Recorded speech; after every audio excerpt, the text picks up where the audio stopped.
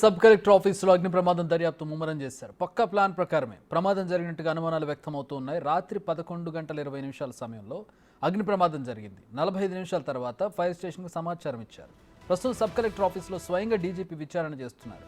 విద్యుత్ శాఖ ఏఈని ప్రశ్నిస్తున్నారు. ఇవాళ రిలీవ్ ఆర్టీఓ హరిప్రసాద్ రిలీవ్ కావాల్సి ఉంది. సరిగ్గా ముందు రోజు ప్రమాదం జరగడంపై అనుమానాలు వ్యక్తమవుతున్నాయి. కుట్ర కోణంలోనే పోలీసులు దర్యాప్తు చేస్తున్నారు. షార్ట్ సర్క్యూట్ వల్ల ప్రమాదం జరగలేదని ఇప్పటికే ఎస్సీ నివేదిక ఇచ్చారు.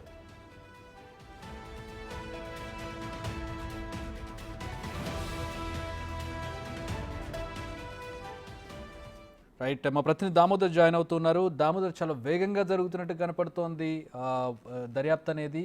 ఏంటి కొత్త యాంగిల్స్ ఏమైనా కనిపించాయా? మనం ఇందాక అంటే ఉదయం నుంచి కూడా మనం మాట్లాడుతున్నటువంటి పరిస్థితి, దీని మీద పోలీసులతో పాటు మనకి ఇన్ఫర్మేషన్ క్యారీ అవుతూ ఉంది. ఏంటి ఎట్లాంటి కంక్లూజన్కి వస్తూ ఉన్నారు? ఎలాంటి ఈక్వేషన్స్ కనపడుతూ ఉన్నాయి ఈ ఫైర్ యాక్సిడెంట్, పోనీ ఉద్దేశపూర్వకంగా జరిగినటువంటి ఫైర్ యాక్సిడెంట్? చక్రి, ఇప్పటికే ఎలక్ట్రిసిటీ డిపార్ట్మెంటు ఇది షార్ట్ సర్క్యూట్ వల్ల జరగలేదని ప్రాథమిక నివేదిక పోలీసులకు ఇచ్చినట్టు సమాచారము. ఇప్పుడే ఏదైతే ఎస్పీడీసీఎల్ ఎండి సంతోష్రావు అక్కడికి చేరుకున్నారు. ఆయన పూర్తి స్థాయిలో ఏదైతే డీజీపీతో ప్రస్తుతం ఆయన మాట్లాడుతున్నాడో అక్కడ ఉదయం నుంచి తమ టీమ్స్ ఏం గ్రహించాయి, ఇక్కడ జరిగిన సమాచారం ఏంది అన్న విషయాన్ని కూడా డీజీపీకి తెలియజెప్పిన నేపథ్యం. మొత్తం మీద నిన్న రాత్రి 11:20 సమయంలో ఫైర్ యాక్సిడెంట్ అయినట్లు నిర్ధారించారు. అయితే 11:20 నుంచి 11:48 వరకు ఫైర్ సిబ్బందికి సమాచారం వెళ్ళలేదు. ఆ తర్వాత ఏదైతే 12:20కి ఎలక్ట్రిసిటీ డిపార్ట్మెంట్ ఏఈకి ఫోన్ వెళ్ళింది. ఆయన ఫోన్ చేసి విద్యుత్తును ఆపివేయమంటూ ఎక్కడున్న ఏదైతే సబ్స్టేషన్ సిబ్బందికి సమాచారం ఇచ్చాడో ఆ తర్వాత ఏదైతే ఇంకా మరి ముఖ్యంగా అగ్నిమాపక సిబ్బంది 11:48కి విషయం తెలియడంతో 11:52కి ఇక్కడికి చేరుకున్నామని చెప్తున్నారు. 4 నిమిషాలు అంటే చాలా కాంపౌండ్ వెనక వైపే, సబ్ కలెక్టర్ ఆఫీస్ కార్యాలయం కాంపౌండ్ వెనక వైపే ఫైర్ స్టేషన్ ఉంటుంది, ట్రాన్స్కో సబ్ స్టేషన్ కూడా ఉంటుంది. అక్కడున్న వాచ్మ్యాన్ కేకలు వేసి చెప్పినా వారు వింటారు, వారు వచ్చే అవకాశం ఉంది. కానీ వచ్చిన వెంటనే మంటలను ఆర్పివేశాం, కానీ అన్ని పేపర్స్ కావడం వల్ల పూర్తిగా కాలిపోయాయని చెప్తున్నారు.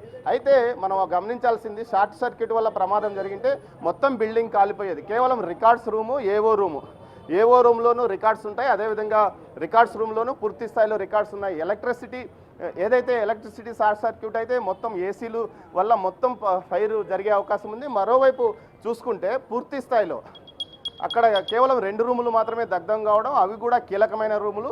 22A భూములకు సంబంధించి, డాట్ ల్యాండ్ భూములకు సంబంధించిన వివరాలున్న రికార్డులున్న భూములతో పాటు స్థానిక సంస్థల ఎన్నికలకు సంబంధించిన ఏదైతే డాక్యుమెంట్స్ రికార్డు నిల్వ చేసిన రూము, అదేవిధంగా మొన్న ఎలక్షన్స్ జరిగిన నామినేషన్ పత్రాలు ఏదైతే నిల్వ చేసిన రూము, ఈ 2 ఎలక్షన్స్కి సంబంధించి అదేవిధంగా కేవలం డాటా ల్యాండ్స్ భూసేకరణకు సంబంధించిన భూముల వివరాలున్న రికార్డ్స్ రూములు మాత్రమే కాలిపోయినాయంటే ఖచ్చితంగా ఇక్కడ కుట్రకోణం ఉందని పోలీసులు ఆ దిశగానే దర్యాప్తు కొనసాగిస్తున్నారు.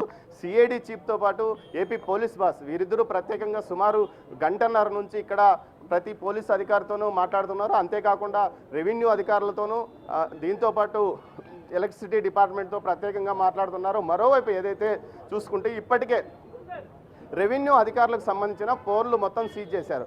సబ్ కలెక్టర్ కార్యాలయానికి ఉన్న ఏదైతే వాచ్మెన్ అగ్ని ప్రమాదం ఘటనను చూసిన వెంటనే ఎవరికి ఫోన్ చేశాడు, ఎవరికి సమాచారం ఇచ్చాడు అనే విషయం మీద కూడా దర్యాప్తు కొనసాగుతుంది. మరోవైపు ఏదైతే గౌతమ్ తేజ, సీనియర్ అసిస్టెంట్ గౌతమ్ తేజ ఎందుకు ఆ సమయం వరకు ఇక్కడ ఉన్నాం, నిన్న ఆదివారం సెలవు దినం రోజు రాత్రి 11 గంటల వరకు ఉండాల్సిన అవసరం ఏముంది అన్న విషయం మీద కూడా దర్యాప్తు కొనసాగుతుంది. మొత్తం మీద చూస్తే దీని మీద స్థానికులతో పాటు రాజకీయ పక్షాల నాయకులు పెద్ద ఎత్తున కుట్రకోణం ఉంది. ముఖ్యంగా ఏదైతే ఒక కుటుంబానికి సంబంధించిన వ్యక్తుల దందాను బయటపడనీయకుండా అడ్డుకోవడానికే రెవెన్యూ అధికారులు సహకరించి ఇలాంటి పని చేశారని చెప్తున్నారు. ముఖ్యంగా గత 5 సంవత్సరాల కాలంలో ఏదైతే ఆర్డీఓలుగా పనిచేసిన అధికారులు, రెవెన్యూలో పనిచేసిన అధికారులు ఈ విధంగా దందాలకు పాల్పడ్డారని చెప్తున్నారు. దీంతోపాటు గతంలో 2019 వరకు